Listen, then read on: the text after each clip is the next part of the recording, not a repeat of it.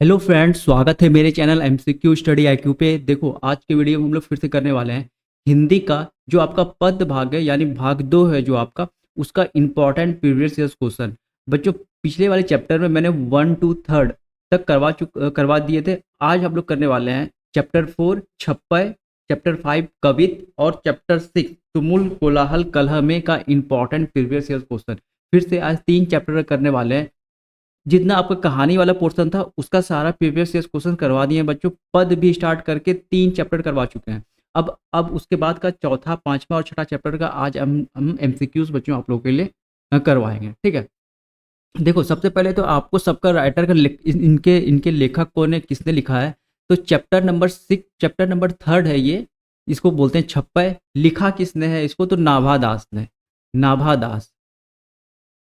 बहुत सारे बच्चे अभी तक यहाँ पहुँचे नहीं होंगे, ठीक है, क्योंकि ये सब बहुत मतलब आपका ये भाग दो में आ गए हैं ये। ठीक है, भाग दो जो आपका पद वाला भाग है। लेकिन फिर भी आपको अच्छे से प्रीवियस ईयर क्वेश्चन देखना है, क्योंकि जब आप पढ़ लोगे चैप्टर को तब समझ में आएगा कि हाँ, यहाँ से ये क्वेश्चन इंपॉर्टेंट है जो बनता है। ठीक है, तो पहले पूरा अच्छे से एमसीक्यूज देख लो, तब जाकर के आप चैप्टर पढ़ोगे तो आपको बहुत फ़ायदा देगा। तो जो बच्चे 2025 या 2026 में भी एग्ज़ाम देने वाले हैं, तो ये वीडियो काफ़ी ज़्यादा इंपॉर्टेंट है। लेटेस्ट एग्ज़ाम जो आपका 2024 तक हुआ है उसका सारा का सारा प्रीवियस ईयर क्वेश्चन हम लोग आज करने वाले हैं।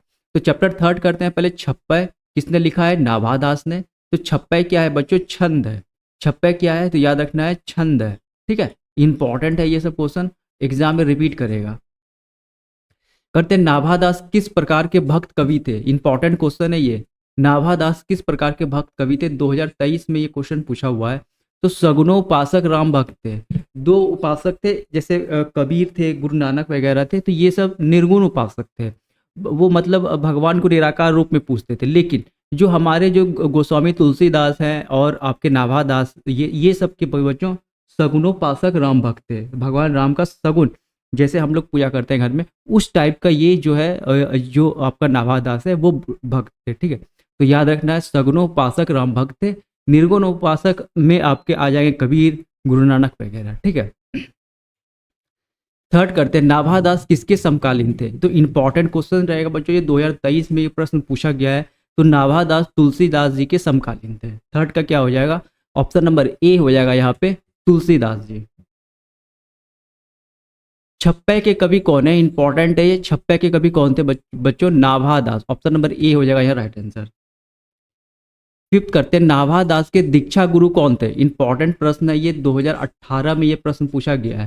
तो नाभा दास के दीक्षा गुरु, क्योंकि जब कोई शिष्य, जब कोई भक्ति में आता है बच्चों, तो सबसे पहले दीक्षा लिया जाता है। तो वो दीक्षा देने वाले गुरु थे स्वामी अग्रदास। स्वामी अग्रदास जी। ठीक है, तो इंपॉर्टेंट क्वेश्चन है ये। 5 का हो जाएगा ऑप्शन नंबर बी यहाँ पे, बिल्कुल हमारा राइट आंसर। चैनल पर जो नए, जरूर चैनल को सब्सक्राइब करिए, वीडियो को शेयर करिए। और जो साइंस वाले बच्चे जो पढ़ते हैं केमिस्ट्री और फिजिक्स का बच्चों वीडियो हम डाल रहे हैं। अगस्त से हम बोल रहे हैं कि बार बार कि अगस्त से बच्चों मैथ का इंपॉर्टेंट प्रीवियस ईयर क्वेश्चन डालेंगे। ठीक है, और बच्चों जितना भी क्वेश्चन अब मेरा वीडियो रहेगा वो प्री रिकॉर्डेड रहेगा। लाइव लास्ट एग्जाम में समय में होगा तो आएंगे, लेकिन हम मैक्सिमम वीडियो क्या करेंगे, अब पहले रिकॉर्ड करके अच्छे से, उसके बाद हम डाल देंगे, जो कि उस समय आपको पढ़ने भी में अच्छा होगा। फिर जब दिसंबर के समय आएगा तो टोटल आपको जितना पीडीएफ है, ये टोटल पीडीएफ आपको टेलीग्राम ग्रुप पे हम शेयर कर देंगे। ठीक है, वो अंत के एग्जाम में जब आएगा तो टोटल आपको प्रीवियस ईयर क्वेश्चन का, इंपॉर्टेंट क्वेश्चन का, ठीक है, 2 मार्क्स वाले का, ये सब हम आपको पीडीएफ कर देंगे टेलीग्राम पे।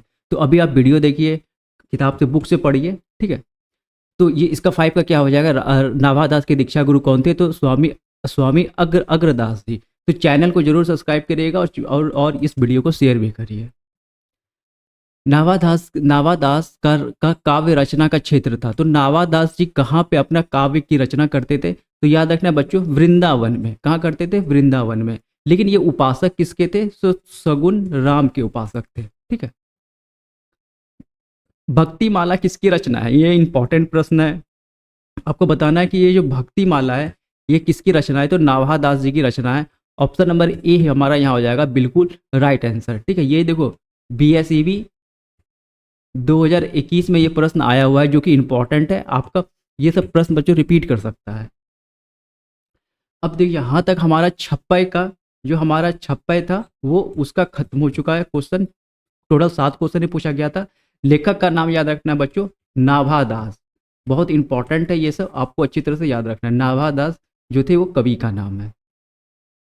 सेकंड करते हैं जो आपको, sorry, chapter number 5, chapter number 5 है बच्चों आपका कवित्त। क्या है? कवित्त।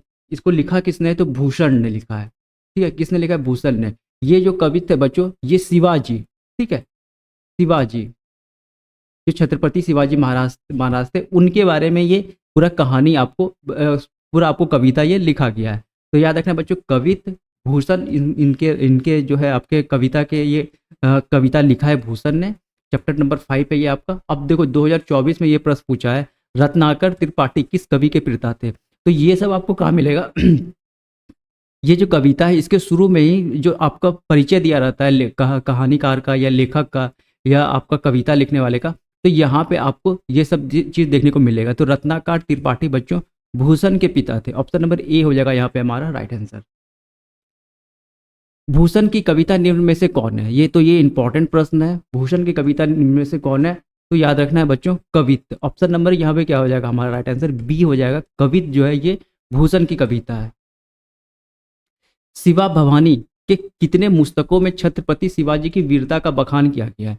तो याद रखना ये जो है बच्चों आपका मुस्तकों में लिखा गया है। ठीक है, मुस्तक मतलब जैसे पैराग्राफ हम लोग बोलते हैं, तो यहाँ पे मुस्तक का बात चल रहा है। ठीक है, तो देखो शिवा भवानी में कितने मुस्तकों में छत्रपति शिवाजी की वीरता का बखान किया गया, ये 2022 का आपका प्रश्न है।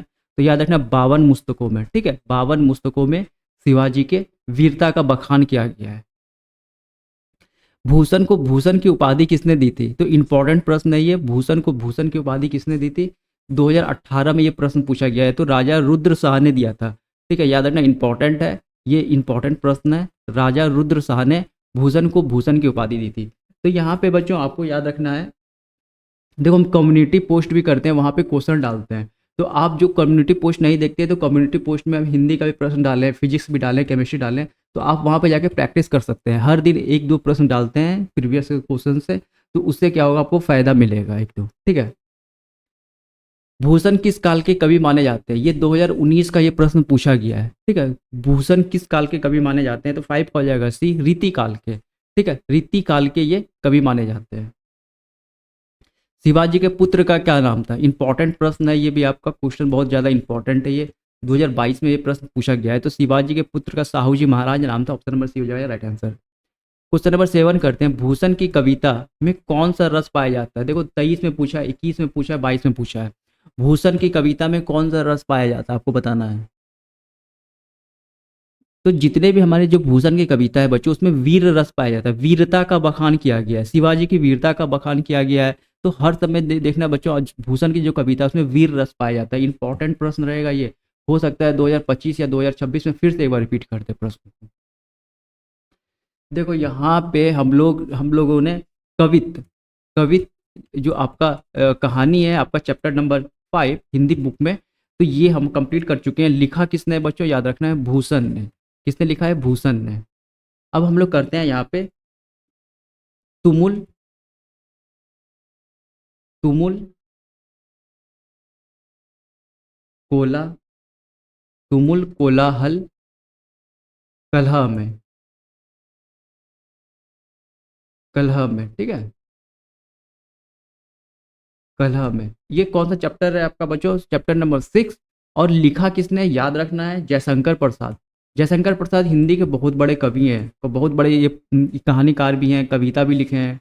ठीक है, ये बहुत ही ज़्यादा इंपॉर्टेंट बच्चों, और इनका कहानी और आपका कविता इतना हार्ड हिंदी वर्ड यूज करते हैं कि समझो कि हम लोग जो हिंदी हम लोग डे टू लाइफ में पढ़ते हैं या बोलते हैं, वो भी नहीं समझ पाता है।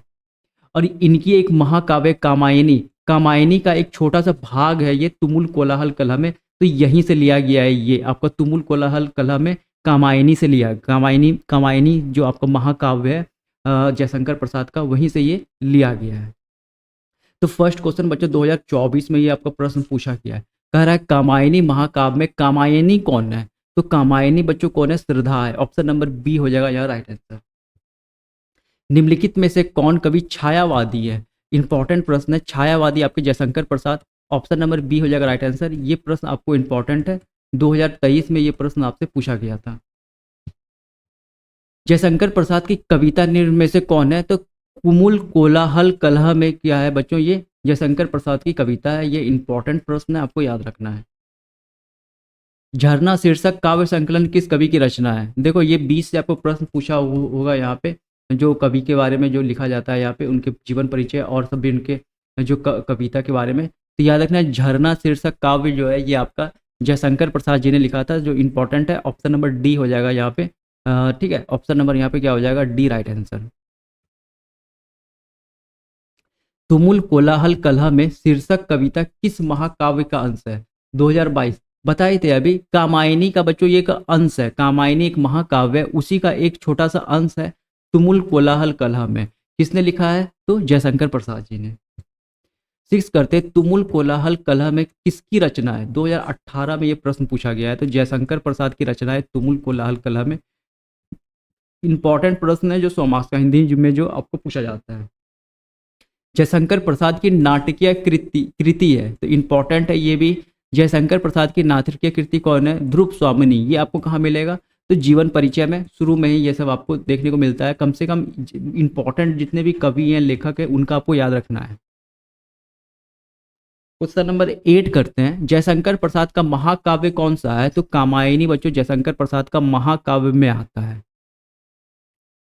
इतना प्रश्न आपको आज हम चैप्टर नंबर 5, 4, 5 और 6 आपका पद भाग से हम करवा चुके हैं। 1, 2, 3 भी करवा दिए हैं।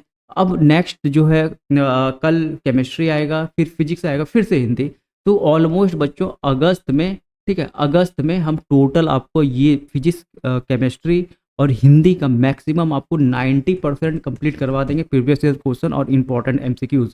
प्रीवियस ईयर क्वेश्चन देखना बहुत ही ज़्यादा इंपॉर्टेंट है। फिर आपका नवंबर तक मैथ का सारा का सारा मैक्सिमम क्वेश्चन हम करवा देंगे। बहुत ही इंपॉर्टेंट है। जो बच्चे मैथ लिए हैं, मैथ में बच्चों को बहुत कन्फ्यूजन रहता है, और बस पॉइंट टू पॉइंट जो एग्जाम में पूछा जाता है हम वैसा ही पढ़ाएंगे, कुछ ज़्यादा इधर उधर कुछ नहीं कर रहे हैं। ठीक है, तो मिलेंगे अगले वीडियो में। चैनल पर जो नए हैं, चैनल को जरूर सब्सक्राइब करिए, वीडियो को शेयर करिए। ठीक है, मिलेंगे अगले वीडियो में। तब तक के लिए thank you, all the best.